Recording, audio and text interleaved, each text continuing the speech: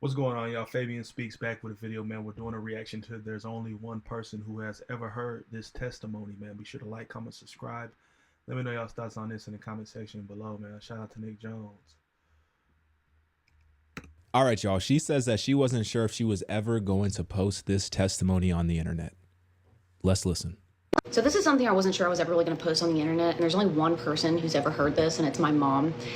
And I'm probably going to lose a lot of people when I say that it's about spiritual warfare. Go ahead and scroll if you're not into that, whatever. But I don't think people understand just how real and scary it is. I knew it was real, but I didn't understand the gravity of it and just how terrifying it is until I experienced it for myself. I had made a TikTok about a month ago, kind of like giving a little snippet of what I was going through, but I want to share something with you. And I wrote it down. I had to email it to myself because I put it in my notes app on my phone and it's really long, but I want to read it verbatim. So let me share that with you. Okay, I'm going to try to do this quickly because I'm pretty sure my laptop is gonna die. Anyways, here we go. This was August 17th. Last night was the first time in days I didn't have the same repeated nightmare. The first time it started, I was in a sort of emptiness, just a dark space, no light, no sound. Except there was a figure right in front of me, both of us illuminated. We just looked at each other for some time, and then it spoke two words, but when it spoke, it sounded like multiple voices at once. "Say it," it said. I started reciting the Lord's Prayer, but anytime I got to the "Give us this day our daily bread," I couldn't remember the rest. I stood there, frustrated, and what I believed in that moment to be a demon gave me this grisly, foul smile that took over its entire face. It also kept rearing its head back. I don't know why I didn't add that, but it would like rear its head back. Ugh. Oh, I do say it. It kept throwing its head back as if to taunt me. Say it. I tried again and stopped at the same point, not being able to remember the rest. That's when I woke up. Even in my woken state, I tried saying it over and over, still getting stuck on that same part. I checked the clock. 20 minutes to 3 a.m. I tried to force myself back to sleep, but just tossing and turning. When I woke up again around 7, I Googled the Lord's Prayer. I Googled the Lord's Prayer. I know the Lord's Prayer. I can say it in Aramaic. Couldn't say it in my dream. My battery's dying. Give us this day our daily bread, and forgive us our trespasses. Forgive us our trespasses. My heart sunk. The main thing I've been struggling with for years became real in that nightmare.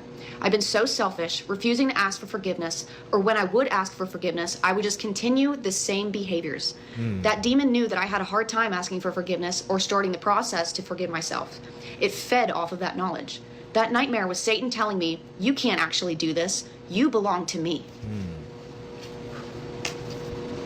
That same vision repeated the next night. I've never had a dream consecutively. I've never dreamed the same thing multiple times in a row, ever in my whole life. I've been going through my Bible, listening to nothing but worship music, whether it's the playlist that I created myself or Caleb. That's all that plays. Drawing closer to God, starting my slow crawl back to God. Last night, I was watching TV in bed and saw something move at the end of my bed, like something was peeking over the footboard and slowly moving along it. This is what it looked like. This is my footboard.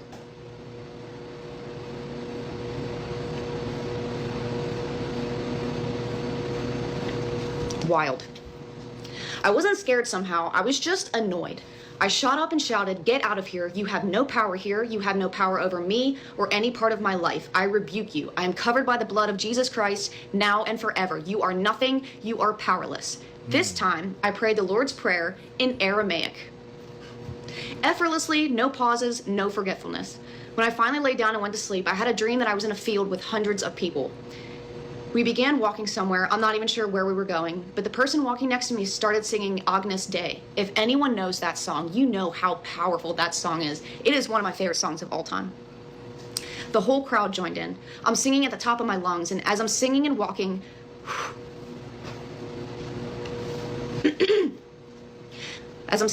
my legs start to go numb, and I fall to my knees and land in the fetal position, still singing, crying out to God, and wholeheartedly meaning every single word that I'm singing. Suddenly, I'm surrounded by people praying over me. All I can see is feet around me, praying and singing. I just stayed down, singing and giving praise to God, and I felt this warmth and this love that is so indescribable. I can't even put into words what it was, other than just total and complete comfort. Like being hugged by the sun, like being hugged by a parent. And that's when I woke up. Now, I haven't had any other dreams, good or bad, since then, but I need people to understand just how powerful prayer and worship is. But I also need you to understand just how powerful spiritual warfare is and just how real and scary it is. Facts, 1,000% facts. A lot of people, who are of the world don't have any spiritual heightening or guidance or understanding the depths of the spirit realm and understanding that we are spiritual beings, right? A lot of people blase this, they'll dismiss it. But I think naturally God's children have the gift. Obviously, we have the comforter, the Holy Spirit. So we have essence of Christ, the essence of Jesus that just is among us, God is within us. So it's up for us to be that light. This testimony is going to be powerful. A lot of people will dismiss it. Like she said, it's your time to click off the video. Go ahead and do it now. But I think the concept of dreams is a larger conversation that a lot of people dismiss. Don't talk about how God communicated to several of his prophets, several of his children through dreams, how the enemy can use dreams, and how dreams can be sometimes just misconstrued overall. But you notice that she mentions the frequency in which she had a dream, right? 3 times, the same consecutive dream, 3 nights.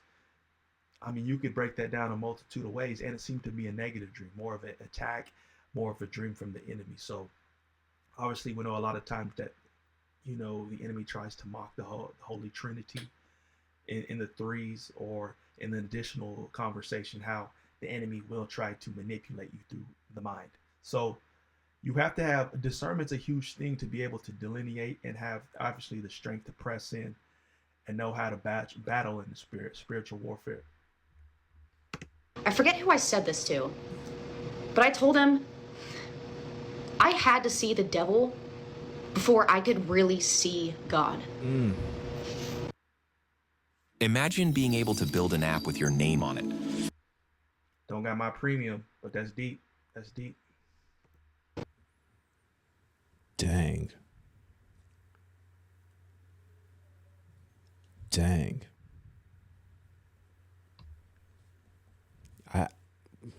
I had to see the devil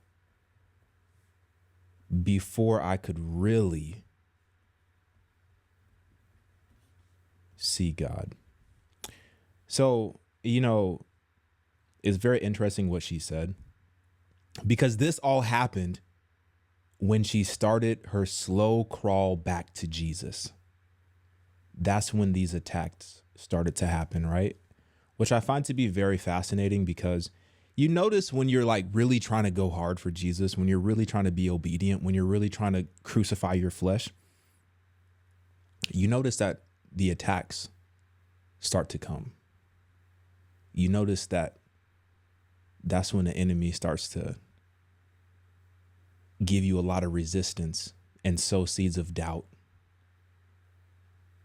That's when you start to see more opportunities to slide back into some old habits, into some old ways that you're trying to crucify, that you're trying to crucify, right? And she said something very interesting. She said that she had a hard time asking for forgiveness.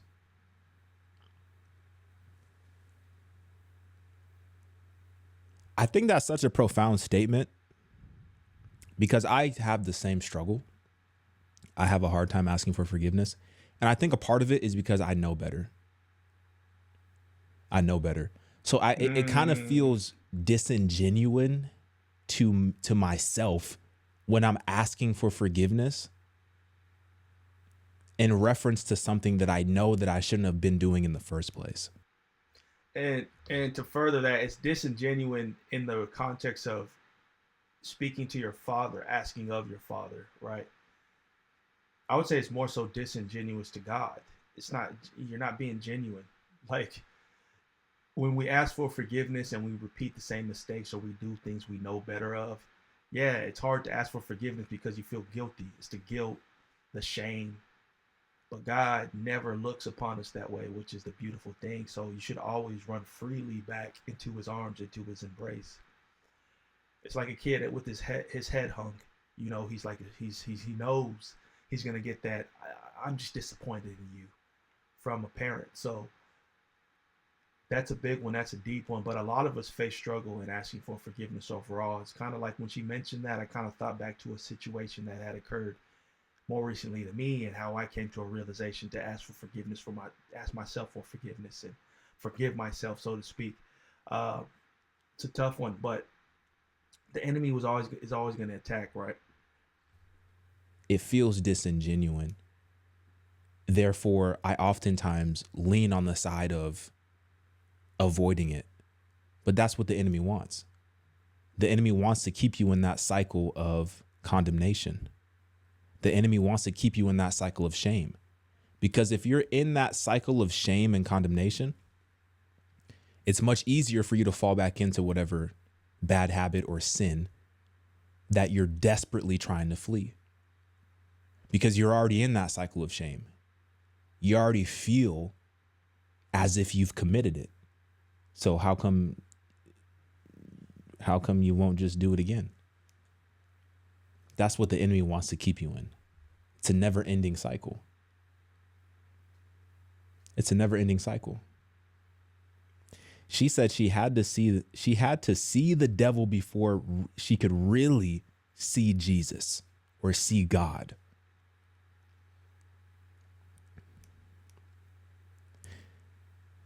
I think it's so cool in a sense that there is opposition. Because if there wasn't opposition, then it wouldn't be worth having. You get what I'm trying to say? Like if there wasn't this heavy opposition spiritually, then there wouldn't be something worth having on the other end of that. And we know what that is. A hope eternally. And that's what the enemy is desperately trying to trick us out of. Man, I don't want to get into too much details, but I need to get on. So I need to record a podcast for Patreon. So I definitely see his point there. It's like the light at the end of the tunnel. You notice how the dreams that the young lady was mentioning, it's like the storm right before the sunshine, or whatever that saying or phrasing is. Immediately she was in a dream to where she was like experiencing the glory of God, and I don't know, just it sounded like being around other believers as well. So yeah, the enemy will tend to attack when he knows you're close or you're making a shift, a change, to try to hold you back. But that's a part of the game. That's the name of the game. But notice how she said the Lord's Prayer. She said she could say it flawlessly in Aramaic that last time. It was like her reaching the surface. It's like the enemy was trying to drown her, and she just broke the surface. So comment down below. Let me know y'all's thoughts on this. Very encouraging. But people need to hear testimonies like this. That's what it's for. But I think that kind of the next point, the full circle moment, is what makes it complete. Because it's like it's God showing up for you. It's the Lord doing it. So comment down below. Let me know y'all's thoughts. Peace, love, prosperity. God bless. We'll see y'all next time.